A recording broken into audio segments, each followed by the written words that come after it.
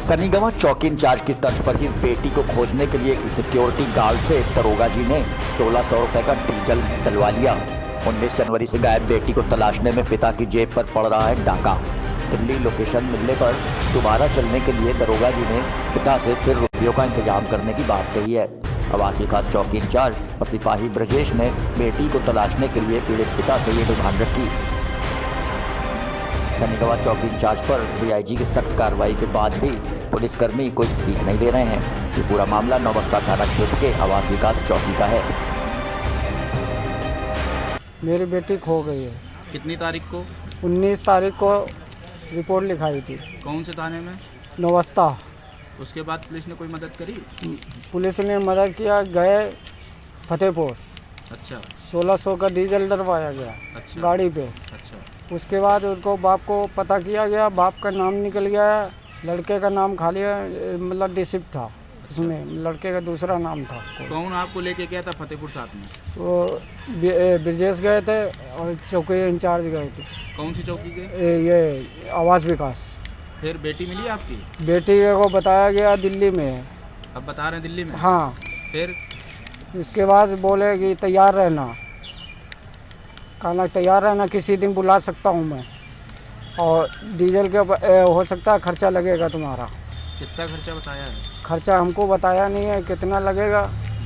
कह रहे थे खर्चा लगेगा, जो लगेगा आप जैसा समझना वैसा। किस चीज़ में खर्चा लगेगा? कह रहे थे जाना पड़ेगा साथ में, डीजल वो भरवाना पड़ेगा। अच्छा आना जाना? आना जाना। तो आप क्या चाहते हैं? हम चाहते हैं साहब बेटी मिल जाए मेरी। मेरे पास पैसे नहीं है, मैं सिक्योरिटी की नौकरी करता हूँ। हम किसी से ले लू के दिया था 1600 रुपया। मेरे पास पैसा नहीं है, हम कहाँ से लाएंगे जाके। आप देख रहे हैं लोक जनशक्ति। भूमाफियाओं के बुलंद हौसलों को लेकर कानपुर गौशाला सोसाइटी के पदाधिकारियों ने जिलाधिकारी आलोक तिवारी के साथ बैठक की, जिसमें पदाधिकारियों ने ज्ञापन सौंपा। जिलाधिकारी आलोक तिवारी से बैठक के दौरान कई निर्णय लिए गए और गौशाला को शुद्ध बनाने के लिए एक कमेटी बनाने का निर्णय लिया गया। गौशाला की जमीन पर कोई भी अन्य निर्माण नहीं होने देने के लिए यह ज्ञापन सौंपा गया है। देखिए, कानपुर गौशाला कमेटी के द्वारा कानपुर में गायों के संरक्षण के लिए, उनको पालने के लिए बहुत सुंदर व्यवस्था वहाँ पर है। लेकिन गौशाला में बहुत पुराने समय से लोगों ने ज़मीनें दान कर रखी थी, लेकिन उसका सीमांकन नहीं हुआ है, जिस कारण से कभी कोई अपना आधिपत्य जमाना चाहता है या कोई गलत निगाह से उस ज़मीन पर कब्जा करना चाहता है, उसका दुरुपयोग करना चाहता है। तो मैंने यहाँ पे डीएम साहब से बातचीत की कमेटी के सभी सदस्यों के साथ कि उसका सीमांकन करा दिया जाए, जिससे गौशाला की जो गाय की सेवा के लिए जो ज़मीन लोगों ने दान की है वो उसी पर्पज़ में उसका इस्तेमाल होना चाहिए। नाजायज़ इस्तेमाल उसका किसी भी कीमत पर बर्दाश्त नहीं किया जा सकता। क्या आश्वासन मिला? उन्होंने कहा है कि इसका सीमांकन कराएंगे। कुछ और वहाँ पे अंदर व्यवस्थाओं से संबंधित चीज़ें थी, वो भी उन्होंने व्यवस्था कराने का आश्वासन दिया। आज की बैठक हम लोग अपने महामंत्री तोषनीवाल जी के नेतृत्व में आए हुए हैं और जिलाधिकारी महोदय से हम लोग जो गौशालाओं की ज़मीन भूमाफियाओं द्वारा कब्जा किया जा रहा है उसके विरोध में, और छोटी छोटी समस्याएं और भी गौशालाओं में आती हैं, उस संबंध में हम लोग आए हुए हैं। और ये मांग करते हैं कि जो गौशालाओं की ज़मीन है वह खाली कराई जाए, जिससे गौशालाओं के काम आए। दूसरी बात, किसानों को जिस तरह सोलर पंप दिए जाते हैं उसी तरह गौशालाओं को भी सोलर पंप दिए जाएं सब्सिडी में, जिससे कि जो समस्याएं गौशालाओं में पानी की है, क्योंकि बिजली की समस्या रहती है, तमाम समस्याएं रहती हैं, सोलर पंप अगर लग जाएगा तो गौशालाएं सबल और सुदृढ़ हो जाएंगी। आप देख रहे हैं लोक जनशक्ति। भाजपा कार्यालय के सामने समाजवादी युव जनसभा एवं मुलायम सिंह यूथ ब्रिगेड के महानगर अध्यक्ष वीरेंद्र त्रिपाठी व करोड़े श्रीवास्तव तथा उनके संगठन के पदाधिकारियों द्वारा बजट 2021 का जो मध्यम वर्गीय लोगों पर सरकार द्वारा बोझ डाला गया है और कारपोरेट घरानों को मजबूत एवं गरीब को और गरीब करने के लिए तथा सरकारी मशीनरी को निजीकरण के हाथों में सौंपने के लिए जो योजना बजट सरकार द्वारा निकाला गया, उसका सभी ने मिलकर शिक्षक पार्क परेड चौराहे पर झुंझुना बजाकर सरकार के बजट का विरोध किया। इस दौरान मुख्य रूप से अंकित सचान, शरद मिश्रा, रजत मिश्रा, सूर्यन त्रिवेदी, अक्षर श्रीवास्तव आदि मौजूद रहे। झुंझुना बजाकर ये प्रदर्शन है जो अभी भारतीय जनता पार्टी द्वारा संसद में बजट पारित किया गया, उसमें ऐसा बजट कारपोरेट घराने के लिए से पारित किया गया जिसमें अमीर और गरीब होता जा रहा है। मध्यम वर्गीय पे सारा इन्होंने बोझा रख दिया है। सारा निजीकरण पे सरकारी प्राथमिकता है। रेलवे, एयरपोर्ट, LIC, बैंक सब कुछ बेचने पे तुली हुई है, सब कुछ निजीकरण कर रही है। और जो भी आम जनता को इन्होंने बजट के रूप में जो भी स्वीकृत किया है वो एक झुंझुना के रूप में है, जिसको हम लोगों ने सांकेतिक झुंझुना बजाकर आज ये प्रदर्शन किया है समाजवादी युवजन सभा और मुलायम सिंह यूथ ब्रिगेड के सभी साथियों ने कि ये बजट वापस हो और आम जनता को राहत भरा बजट का पैकेज दोबारा से अनाउंस किया जाए, जिसमें डीजल पेट्रोल सस्ता हो, गैस सस्ती हो, बिजली सस्ती हो। आप देख रहे हैं लोक जनशक्ति। कानपुर के वार्ड 107 में लंबे समय से लंबित पड़ा सीवर व रोड निर्माण का कार्य सुचारू रूप से चल रहा है। यहां से पार्षद शिब्बू अंसारी ने बताया कि नगर निगम द्वारा पिछले 10 दिनों से गांधी पार्क, फहीमाबाद कॉलोनी डम, फहीमाबाद कॉलोनी मस्जिद आदि क्षेत्रों में सीसी रोड निर्माण व सीवर लाइन का कार्य जारी है। साथ ही यहां पानी के लीकेज की समस्याओं का निस्तारण भी किया जा रहा है। लंबे समय से लंबित पड़े इन कामों को देखकर क्षेत्र की जनता भी खासी खुश नजर आ रही है। ये पिछले 10 दिन से काम हो रहा है। ये हमारे द्वारा नगर निगम से ये काम हो रहा है सीसी रोड का, और जो भी यहाँ पर सीवर की या पानी की समस्या थी, साथ में उसका भी कार्य कानपुर नगर निगम द्वारा कानपुर नगर निगम के सहयोग से कराया गया। नहीं, ये काम जो है गांधी पार्क से स्टार्ट होकर ये पप्पू भाई के मकान से होते हुए फहीमाबाद डंप और ये कॉलोनी वाली मस्जिद तक ये काम होना है। ये अभी पीछे भी हम लोगों ने कुंज बिहारी पार्क, गांधी पार्क, यहाँ पर भी सीसी रोड का काम कराया है। लगभग इस इलाके की संपूर्ण गलियां व रोडों का निर्माण नए सिरे से कराया जाएगा। बहुत काफ़ी दिनों से खड़ा हुआ था। हमारे पार्षद जी के अथक प्रयासों से ये अब रोड बन रहा है और मानक के हिसाब से जितना रोड जो भी बन रहा है कार्य सही हो रहा है, अच्छा कार्य करवा रहे हैं। बल्कि सीवर लाइन की भी यहाँ समस्या थी, वो सीवर लाइन का भी इनके कर कमलों द्वारा कार्य हो रहा है मोहल्ले में। पानी की समस्या ठीक है, पानी आ रहा है, बाकी जो लीकेज है वो सही करवा रहे हैं। ये गांधी पार्क तक से गांधी पार्क के इधर से कुमार फोटोकॉपी के इधर से शुरू हुई है और पूरे मोहल्ले में चालू है। आप देख रहे हैं लोक जनशक्ति। विद्युत कर्मचारी संयुक्त संघर्ष समिति के तत्वाधान में बुधवार को केस्को मुख्यालय के बाहर पदाधिकारियों ने केंद्र सरकार और उत्तर प्रदेश सरकार की निजीकरण की नीतियों का विरोध करते हुए व अन्य समस्याओं के समाधान के लिए कार्य का बहिष्कार किया और धरना प्रदर्शन किया। पदाधिकारियों का कहना है कि जिस तरीके से केंद्र सरकार का जो बजट आया है उसमें निजीकरण की बात की गई है, ये बिल्कुल भी हित में नहीं है। उनकी मांग है कि विद्युत बिल को सरकार वापस ले और जो निजीकरण का मुद्दा है उसको भी वापस लिया जाए, पेंशन बहाली की जाए। यदि इन सब के बाद भी सरकार मांगे नहीं मानती हैं तो हमारा आंदोलन अनवरत चलता रहेगा। और अभी तो हम सभी किसानों के समर्थन में भी इस तरीके से विद्युत बिल 2020 की वापसी की मांग कर रहे हैं। ये विरोध प्रदर्शन हमारे केंद्र सरकार, उत्तर प्रदेश सरकार के निजीकरण की नीतियों के खिलाफ है। केंद्र सरकार का भी बजट आया है, उसमें जिस तरह से निजीकरण के लेकर के बातें कही गई हैं, यहाँ तक कि विद्युत अमेंडमेंट बिल 2020 के लिए भी कहा गया है कि अब उपभोक्ताओं को ये फ़ायदा मिल जाएगा कि जिस कंपनी में चाहेंगे उसके यहाँ से कनेक्शन ले सकते हैं। मतलब कानपुर शहर में एक कंपनी की जगह 5 कंपनियाँ काम करेंगी या 6 कंपनियाँ काम करेंगी, तो क्या स्थिति होगी आप समझ सकते हैं। क्या मांगे हैं आप लोगों की? हमारी मांगे हैं कि विद्युत बिल 2020 जो लोकसभा में पेश करने की तैयारी है उसे वापस लो।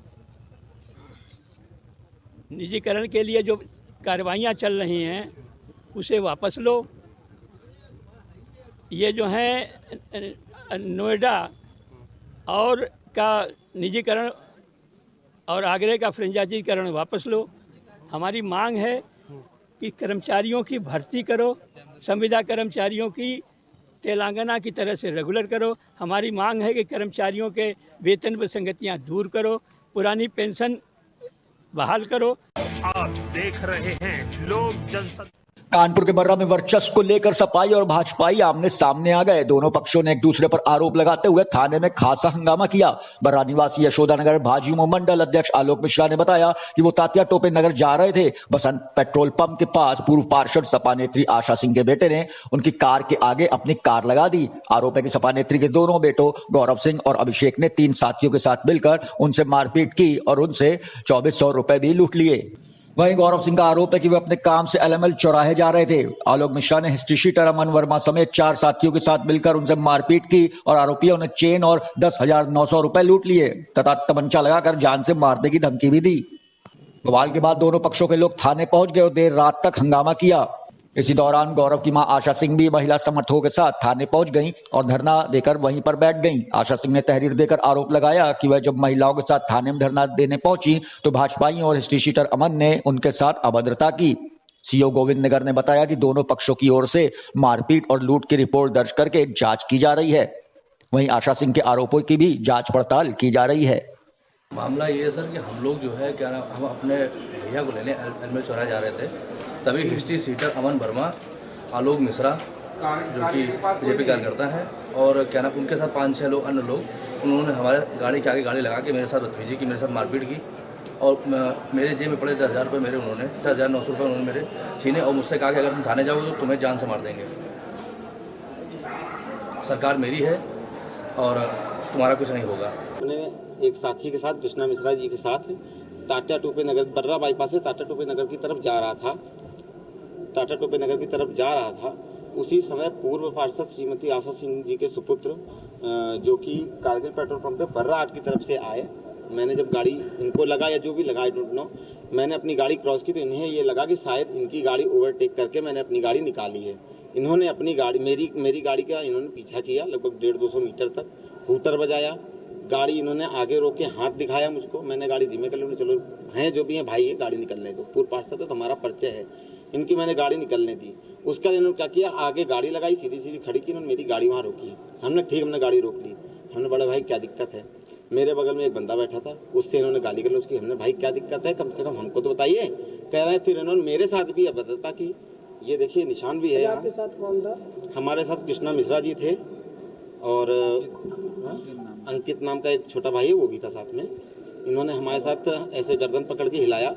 हमारे जिनके नेतृत्व में मैं काम कर रहा हूँ उत्तर प्रदेश सरकार कैबिनेट में सतीश महाना जी, इन्होंने उनके लिए अभद्र बोला और मुझसे भी बोला कि पहले भी मैं ही डॉन था, आज भी मैं ही डॉन हूँ, सरकार किसी की होगी, सिक्का मेरा ही चलेगा। उसका मूल विवाद यही है कि एक पक्ष से जो है आलोक मिश्रा और एक अमन वर्मा है, वो एक गाड़ी वैगनार गाड़ी पे थे, दूसरी एक गाड़ी पे गौरव है और वो दोनों की ओवरटेकिंग को लेके आपस में विवाद हो गया और उसको आपस में जो है दोनों ने उसको बड़ा तूल पकड़ा दिया जो है। तो इस संबंध में जो है दोनों पक्षों से तहरीर मिल गई है, वो FIR दर्ज है।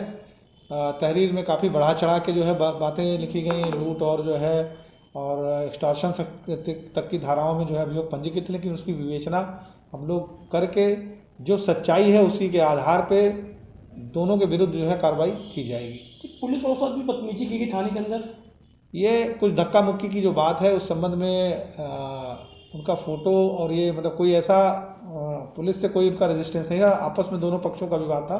पुलिस जो है बीच बचाव कर रही थी, उसमें जो धक्का मुक्की जो भी हुई है उसको देखा जा रहा है कि किसके द्वारा कोई चिन्हित आदमी, चूँकि अभी वो पता नहीं चल पा रहा है, किसी एक व्यक्ति का बताया जा रहा है कि उससे थोड़ा जो है दरवाजे को जो है खोलने और इन सबको लेकर जो है थोड़ा नुक्ताचीनी हुई। दूसरा पक्ष जो है वो आरोप लगा रहा है कि हिस्ट्री सीटर अमन वर्मा थाने में मौजूद था और बीजेपी कार्यकर्ताओं ने हंगामा करके उसको छुड़ा ले गए। इस पे क्या करेंगे? देखिए ऐसा है कि वो दोनों अमन वर्मा और आलोक मिश्रा दोनों एक साथ थे, उन्होंने भी अपनी एक एप्लीकेशन जो है अभियोग अपना पंजीकृत कराया है और जो हिस्ट्री सीटर जिसको आप बता रहे हैं अमन वर्मा, कुछ दिन पहले ही बर्रा पुलिस ने इसको जो है 307 में जो है जेल भेजा था, जहाँ से वो जमानत पे छूट के आया था। कल की जो बात है वो कोई पुलिस की अभिरक्षा में नहीं था, वो कंप्लेंट के रूप में आया था, जो उसने प्रार्थना पत्र जो है जो आलोक मिश्रा के साथ दिया था, उसको पुलिस की अभिरक्षा में नहीं था कि उसको अभिरक्षा से लोग छुड़ा के ले गए। आप देख रहे हैं लोक जनसंदेश। कानपुर देहात में बीती 20 जनवरी को पशु व्यापारी से हुई 5 लाख की लूट का पुलिस ने खुलासा कर दिया है। पुलिस ने 4 लुटेरे गिरफ्तार कर लूट में शामिल बाइक, तमंचे और रुपए बरामद कर लिए हैं। पुलिस की इस रिकवरी से पशु व्यापारी बेहद खुश है। बताते चलें कि कानपुर देहात के अकबरपुर कोतवाली के शहजादपुर गांव के सामने हाईवे पर बीती 20 जनवरी को पशु व्यापारी से हुई 5 लाख की लूट का आज अकबरपुर पुलिस ने खुलासा कर दिया। अकबरपुर के पशु व्यापारी जमाल कुरैशी की रेकी इलाके के ही इस्लाम लगातार कर रहा था और बीती 20 जनवरी को शातिर लुटेरे राजा सिंह, हनी कुमार और धर्मेंद्र पाल के साथ मिलकर शहजादपुर गांव के सामने नेशनल हाईवे पर जमाल कुरैशी से 5 लाख की लूट को अंजाम देकर ये अभियुक्त फरार हो गए थे। अकबर पुलिस ने चारों लुटेरों को गिरफ्तार कर लिया है। पुलिस ने लुटेरों के पास से लगभग 3,70,000 रुपए और लूट में शामिल बाइकें और तमंचे भी बरामद किए हैं। आरोपियों को सुसंगत धाराओं में जेल भेज दिया गया है। महज 12 दिन के अंदर अकबर पुलिस द्वारा इस रिकवरी से व्यापारी समाज बेहद खुश है और रिकवरी करने वाली पुलिस टीम को फूल माला पहनाकर सम्मानित किया। 20 जनवरी को अकबरपुर कस्बे में एक पशु व्यापारी के साथ 5 लाख रुपए की लूट हुई थी, जिसमें मुकदमा दर्ज किया गया था और इसके अनावरण के लिए कई टीमें लगाई गई थी। टीमों ने काफ़ी परिश्रम किया और इस लूट की घटना का अनावरण करते हुए 4 अभियुक्तों को गिरफ्तार किया है। इन गिरफ्तार अभियुक्तों के पास से 5 लाख जो रुपये लूट हुए थे उसमें से 3,61,000 रुपये बरामद किए गए हैं। इसके अलावा लूट में प्रयुक्त जो मोटरसाइकिल है और तमंचे हैं वह भी बरामद हुए हैं। जो लूट का उद्देश्य इन लोगों का जो है वह, चूँकि इसमें कुछ अपराधी पूर्व में भी कई घटनाओं में शामिल रहे हैं, तो इन लोगों का जो है वो ये आसान टारगेट मिला। उनकी जो इसमें से एक जो अपराधी है वह जो पीड़ित है उसके मोहल्ले का ही है और वह उसकी गतिविधियों पर नज़र रखता था, उसकी जानकारी रखता था और उसने ही अपने साथियों के साथ इस घटना को अंजाम दिया था। सर वजह क्या निकल कर सामने आई? लूट, क्योंकि ये सभी अपराधी थे तो उन्हीं कारणों से जिन्होंने जो है फिर से घटना को अंजाम दिया था।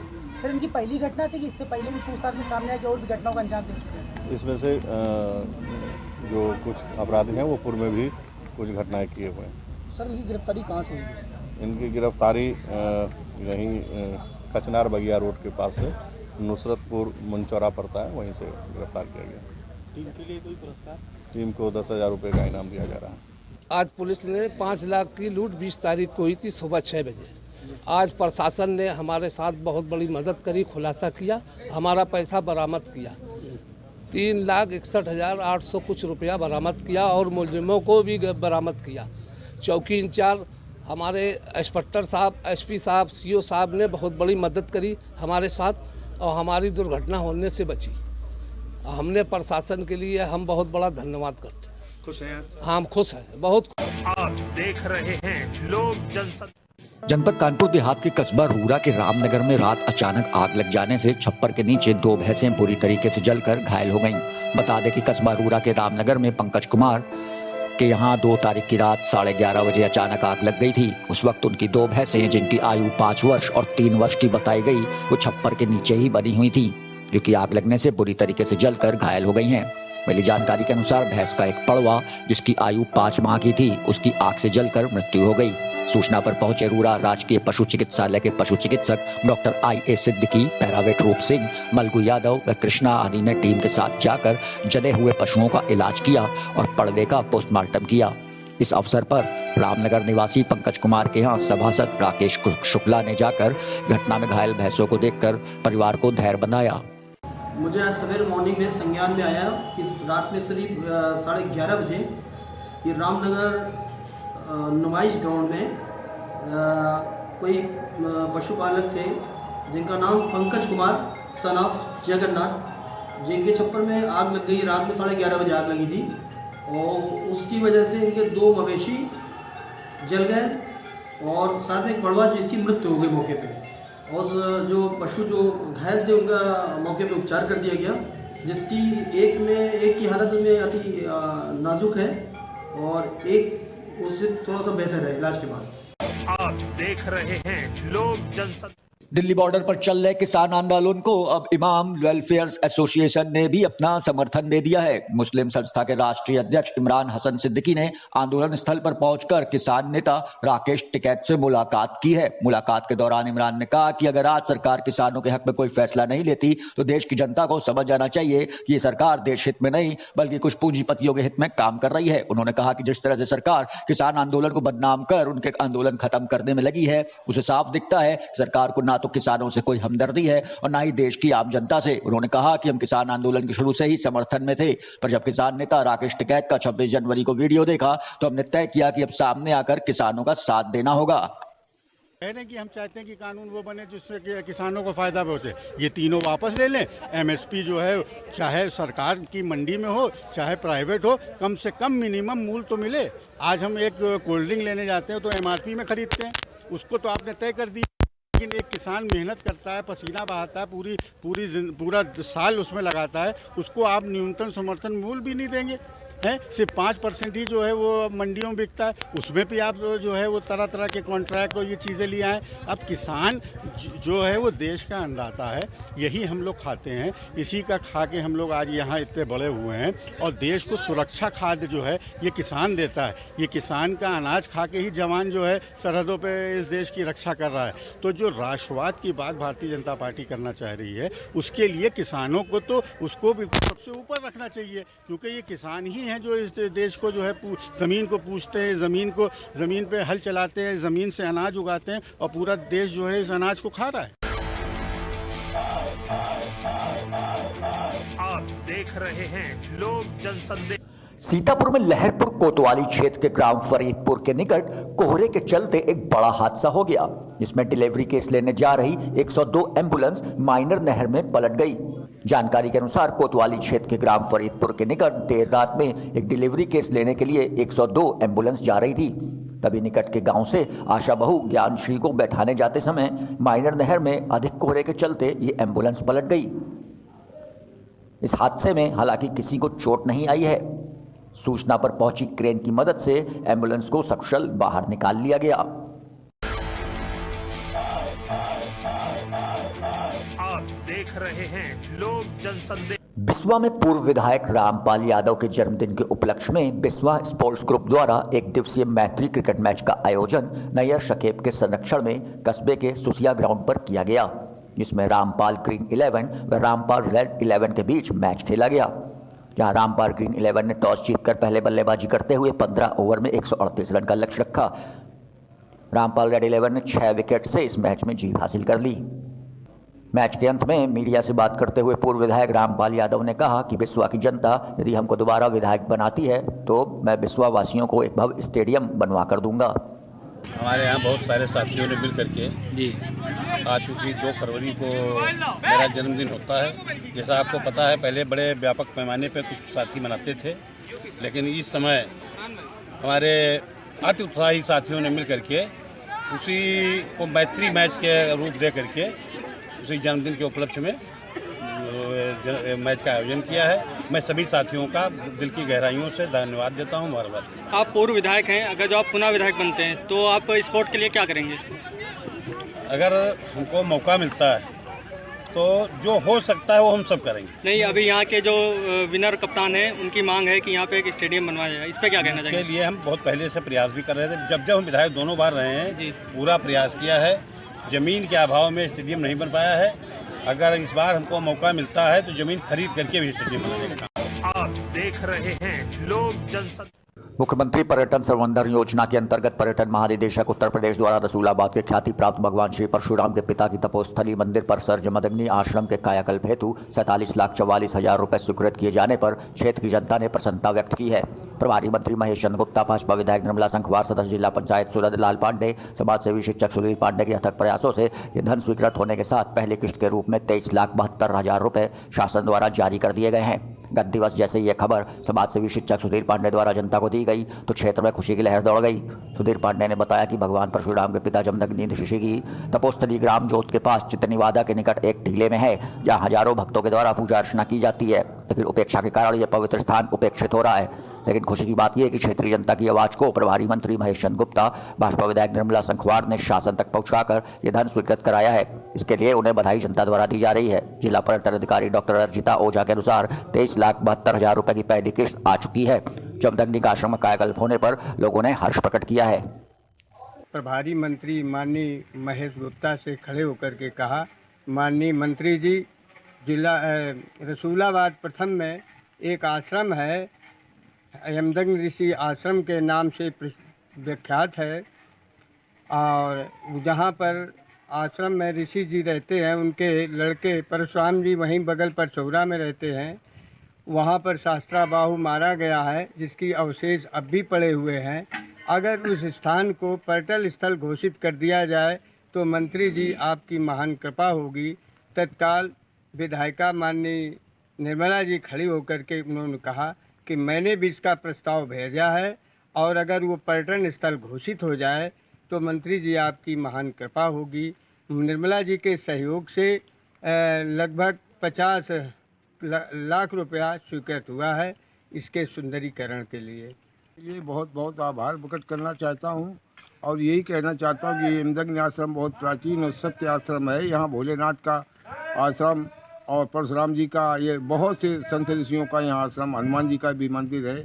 यहाँ प्राचीन जगह, इतने बीच में क्षेत्र में सबसे मुख्य चीज़ ये है, जगह है ये यमदग्नि आश्रम।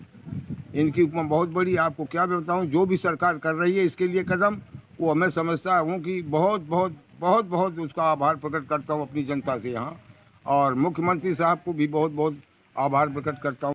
आप देख रहे हैं लोक जनशक्ति। समाज कल्याण राज्य मंत्री डॉक्टर GS धर्मेश बुधवार शाम राजमार्ग से लखनऊ से कानपुर जा रहे थे। रास्ते में गंगा घाट कोतवाली क्षेत्र में ट्रक संख्या UP 78 CN 3192 ने मंत्री की गाड़ी ओवरटेक करते समय कार में हल्की टक्कर लग गई, जिससे कार अनियंत्रित हो गई। गनीमत ये रही कि हालात बिगड़ने से पहले ही कार चालक ने गाड़ी पर नियंत्रण करके उसे साइड में सुरक्षित रोक लिया। हादसे में मंत्री की कार दुर्घटनाग्रस्त हुई, मगर मंत्री पूरी तरह सुरक्षित है। इसके बाद ट्रक चालक को जाजमऊ चौकी लाकर पुलिस के हवाले कर दिया गया। कंडक्टर ने बताया कि ट्रक बाराबंकी से महोबा जा रहा था। रास्ते में मंत्री की गाड़ी में साइड से टक्कर लग गई थी, जिसकी वजह से ड्राइवर ने अचानक ब्रेक मार दी। जानकारी पर गंगा घाट कोतवाली प्रभारी मौके पर पहुंचे। गंगा घाट कोतवाली प्रभारी ने बताया कि एक मोटरसाइकिल सवार को बचाने की वजह से ये हादसा हुआ था, लेकिन किसी भी व्यक्ति को किसी प्रकार की कोई हानि नहीं पहुंची है। आ रही थी, महोबा जा रही थी मतलब। अच्छा, कहाँ से आ रही थी? ये आ रही थी बाराबंकी से, महोबा जा रही थी। कैसे घटना कैसे क्या हो गई? घटना ऐसे हुई, साइड से ले आए थे, मंत्री जी की गाड़ी स्पीड से आई और साइड से लगाती हुई निकल गई।